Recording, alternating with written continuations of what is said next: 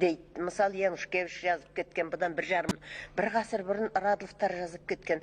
Сол өнерде мінекей бас аяғы 100 жылдың ішінде айырылып қалған жағдайымыз бар. Ол мүмкін адамдардың жамандығынан емес, бұлар қазақтардың жағдайдың. Отаршылдықтың. Иә, отаршылдықтың, саясаттың, байтақ түгіл басқайғы болған замандар болды ғой.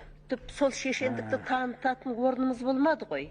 Жаңағы өзіңіз айтып отырған той-домалақтың үстінде болмаса, қай жиналыста, қай парламенттің болсын, қай бір үлкен конференцияларда болсын, жиналыстарда болсын, осы қазақша сөйлеп келдік. Бәрінде орысша сөйледік қой. Еркін сөйлеу қасиетімізден айырылып қалдық қой, шешендігі былай тұрсын.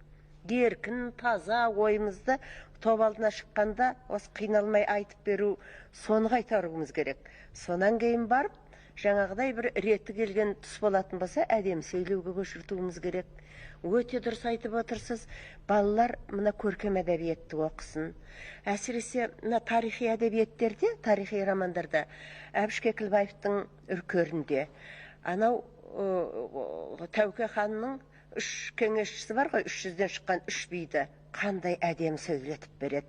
Немесе Мұхтар Мағауиннің Аласапыранында, тіпті Мәскеуге елші болып барған Құлмұхамбет дейтін адам сонымен сөйлескенде, я болмаса тіпті ағасыменен Тәуекел ханмен Оразмұхамбет сұлтанның өзара сөйлескенде қандай әдемі шешен түрде берген. Осыларды оқып өссе балалар, біздің жастарымыз, өздері де реті келгенде, осы реті келген жерде әрине, кез келген жерде емес, әдемі шешен сөйлеуге үйреніп кетер еді.